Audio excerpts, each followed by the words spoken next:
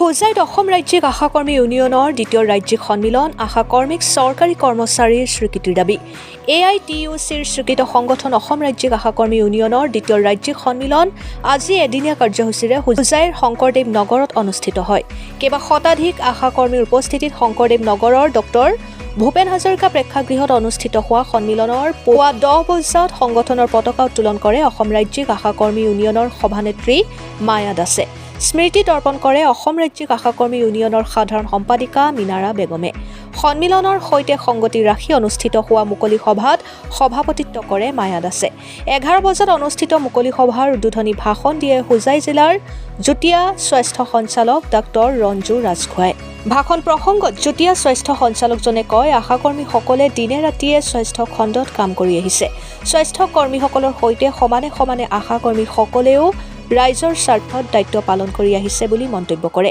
সভাত মুখ্য বক্তা হিচাপে উপস্থিত থাকি AITUCৰ ৰাজ্যিক সভাপতি তথা প্ৰাক্তন বিধায়ক মুনীন মহন্তই উদ্যত ভাষণত কেন্দ্ৰৰ বিজেপি চৰকাৰৰ জনবিৰোধী নীতিক ক্ষুৰধাৰ সমালোচনা কৰে।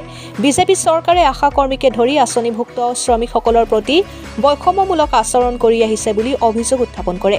আঁচনিভুক্ত শ্ৰমিকসকলক চৰকাৰী কৰ্মচাৰীৰ মৰ্যাদা দিয়াৰ লগতে মাহেকত 26,000 টকা দৰমহা আদায় দিয়াৰ দাবী তোলে।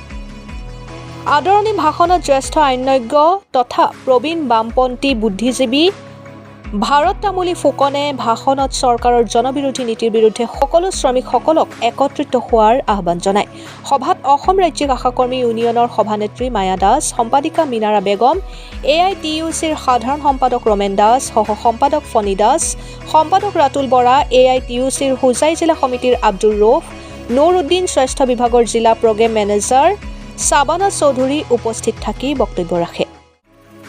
ডবকাৰ পৰা লুৎফুৰ ৰহমানৰ ৰিপৰ্ট, অৰুণোদয় আছাম। হোজাই জিলাৰ আশা কৰ্মীসকলে আমাৰ জিলাত তেওঁলোকৰ দ্বিতীয় ৰাজ্যিক সন্মিলনটো পাতিছে আৰু লগতে জিলাৰ সন্মিলনটো একেলগে ইয়াতে আমি লৈছোঁ আৰু তাতে উদ্যোগক হিচাপে তেওঁলোকে মোৰ সন্মতি লৈ মই সময় দিম বুলি কৈছোঁ আৰু সেই মৰ্মে আজি ইয়াত উপস্থিত হ'লোঁ আৰু তেওঁলোকৰ লগত দুআষাৰ কথা পাতিলোঁ। তেওঁলোকৰ সুবিধা অসুবিধাৰ দুআষাৰ কথা ৰাইজক বুজাইছে, তেওঁলোকক বুজাইছে আৰু তাকে কৰি যিহেতু বিভিন্ন ধৰণৰ কাম আছে মাজতে মানে তেওঁলোকক গৈ পেলাই আমি কৰি আশা কৰ্মীসকল কি ক'ব ছাৰ? আশা কৰ্মীসকল আমাৰ জিলাত প্ৰায় আমাৰ 775 মান আছে। সকলোৱে খুব ধুনীয়াকৈ কাম কৰি আছে আৰু আমাৰ প্ৰতিটো প্ৰগ্ৰামত আশাই আমাক সহায় কৰে। কেৱল আমাৰ স্বাস্থ্য বিভাগৰ প্ৰগ্ৰামেই নহয়, যেনে কিছুমান এনে প্ৰগ্ৰাম আছে যেনে স্বাধীনতা দিৱস বা ইলেকশ্যন, সকলোতে আমাৰ আশাসকলে সহায় কৰি আহিছে। বিশেষকৈ আমাৰ স্বাস্থ্যৰ ক্ষেত্ৰত এইটো এটা খুব বৃহৎ সংযোজন বুলি ক'ব লাগিব। আশা বাইদেউসকল 2006 চনৰ পৰা তেওঁলোকৰ সংযোজন হৈছিলে আমাৰ স্বাস্থ্য বিভাগত আৰু তেওঁলোকৰ আশাসুখীয়া প্ৰচেষ্টাৰ ফলত আমি গোটেই ভাৰততে বিশেষকৈ আমাৰ অসমত বা হোজাই জিলাত আমি তাৰ ফল পাইছোঁ আৰু তাৰ কাৰণে আজি মই মোৰ বক্তব্যত উল্লেখ কৰিছোঁ। আৰু যিহেতু আমাৰ স্বাস্থ্য ক্ষেত্ৰত তেওঁলোকৰ যথেষ্ট বৰঙণি আছে, কেৱল হোজাই ডিষ্ট্ৰিক্টতে নহয় সকলোতে আছে আৰু তেওঁলোকে যিটো উদ্দেশ্য লৈ পেলাই সন্মিলনখন কৰিছে বা কিছুমান হেৰি কৰিছে, এইবিলাকৰ তেওঁলোক সফল হওক তাকেই কামনা কৰি তেওঁলোকৰ শ্ৰমৰ উপযুক্ত মাননি নাপায়। এই সন্দৰ্ভত ক'ব নেকি? মই বিশেষকৈ ক'ব নোৱাৰিম, দৰমহাৰ কথাটো মই ক'ব নোৱাৰিম।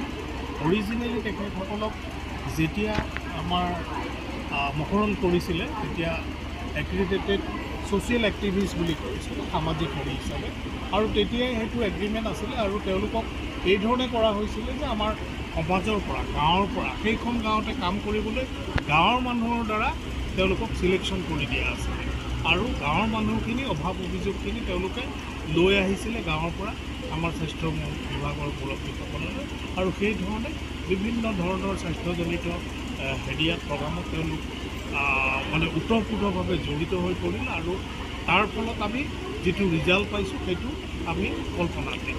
আৰু বাকী যিটো তেওঁলোকৰ মাননি বা তেওঁলোকৰ যিটো তেওঁলোকে বিচাৰিছে সেই বিষয়ত মই মন্তব্য দিব নোৱাৰিম, কাৰণ সেইখিনি আমাৰ লেভেলত নাই। Thank you sir. ৰাজ্যিক স্তৰৰ অধিৱেশন চলি আছে, দ্বিতীয়তম অধিৱেশন আৰু অৰ্গেনাইজ কৰিছে আমাৰ আশা কৰ্মী হোজাই ডিষ্ট্ৰিক্ট কৰ্মীয়ে। উদ্দেশ্য হ'ল আপোনালোকে জানে আশা কৰ্মীসকলৰ ছাৰ্ভিচ অবিহনে হেল্থ ডিপাৰ্টমেণ্টটো বন্ধ হৈ যাব পাৰে। কাৰণ এইটো আমি কিয় কৈ আছোঁ, আশা কৰ্মীসকলে দিনে ৰাতি 24 ঘণ্টা কাম কৰি আছে, কিন্তু কামৰ বিনিময়ত যিটো পাব লগা দৰমহা বা পাব লগা যিটো পাৰিশ্ৰমিক আছে সেইটো তেখেতসকলে কেতিয়াও নাপায়। আমি এইবিলাক কথা আলোচনা কৰাৰ কাৰণে আজি অধিৱেশনটো পাতিছোঁ, কাৰণ আমি দেখিবলৈ পাইছোঁ অসম চৰকাৰে আশা কৰ্মীসকলক মাত্ৰ 3000 টকা মাননি এটা দি, আৰু অলপ আগত আপোনালোকৰ সন্মুখত আমাৰ শ্ৰদ্ধাৰ জইণ্ট ডাইৰেক্টৰে ক'লে 75টা কাম তেখেতসকলৰ কৰিব লাগে আৰু কামৰ বিনিময়ত কিছুমান পইচা দিয়ে। এতিয়া এই 75টা কামৰ এটা কামো কিন্তু মানে পইচা দি নকৰে চৰকাৰে, এইটো এই যিটো মাননি দিয়ে এই মাননিৰ ভিতৰত তেখেতসকলে কৰাব খোজে। ইণ্ডিয়ান লেবাৰ কনফাৰেন্সত আমি গৈছিলোঁ, ইণ্ডিয়ান লেবাৰ কনফাৰেন্সে এইটো স্বীকাৰ কৰিছে এই আশা কৰ্মীসকল কৰ্মচাৰী হয়, কিন্তু আসাম চৰকাৰে বা কেন্দ্ৰীয় চৰকাৰে এই কথাটো স্বীকাৰ নকৰে। এতিয়া যদি এজন কৰ্মচাৰী হিচাপে স্বীকাৰ কৰে তেনেহ'লে তেখেতসকলক চব বেনিফিট দিব লাগিব। আমি কৈছিলোঁ যেতিয়ালৈকে আপোনালোকে কৰ্মচাৰী হিচাপত গণ্য নকৰে তেতিয়ালৈকে শ্ৰমিক হিচাপত শ্ৰমিকৰ যিটো ন্যূনতম দৰমহা PF, PSI, গ্ৰেজুৱেটি, বোনাছ এইখিনি এটলিষ্ট আপোনালোকে দিয়ক, কিন্তু আজিলৈকে তেখেতসকলে স্কিম ৱাৰ্কাৰ বুলি এইটো ঠেলি দিছে, বোলে এইটো স্কিম ৱাৰ্কাৰ, আজি স্কিম আছে কালি নাথাকিব। ইয়াৰ কাৰণে যিখিনি আমি দি আছোঁ এইটো মাননি হিচাপত দি আছোঁ। আমাৰ ডিমাণ্ড হ'ল তেখেতসকলক চৰকাৰীকৰণ কৰিব লাগে, আৰু যেতিয়ালৈকে নহয় শ্ৰমিক হিচাপত যিটো ইণ্ডিয়ান লেবাৰ কনফাৰেন্সে অলৰেডি স্বীকৃতি দিছে এইটো চৰকাৰে মানি ল'ব লাগে। আৰু বৰ্তমানৰ মাননি যিটো আন ষ্টেটত যিটো আপুনি এই 4 দিন 5 দিন আগত উৰিষ্যাত 10,000 পাৰ মান্থ মাননি বৃদ্ধি কৰিলে। আমাৰ ওচৰ চুবুৰীয়া ৰাজ্য মেঘালয় 6,000 টকাৰ ওপৰত পায়, কিন্তু অসমত 3,000 টকাও নাপায় টাইমলি। এই মাহত দিলে আৰু 6 মাহ পিছত দিব না নাই কোনো ঠিক ঠিকনা নাই। এইবিলাক কথাৰ ওপৰত আজি আমি এই অধিৱেশনটো কৰি আছোঁ আৰু ভৱিষ্যত কাৰ্যসূচী আমি নিৰ্ধাৰণ কৰিম, যাতে চৰকাৰে এই শ্ৰমিকসকলৰ এই আশা কৰ্মীসকলৰ কথাখিনি যিটো ন্যায্য দাবী এই দাবীটো মানি লয়।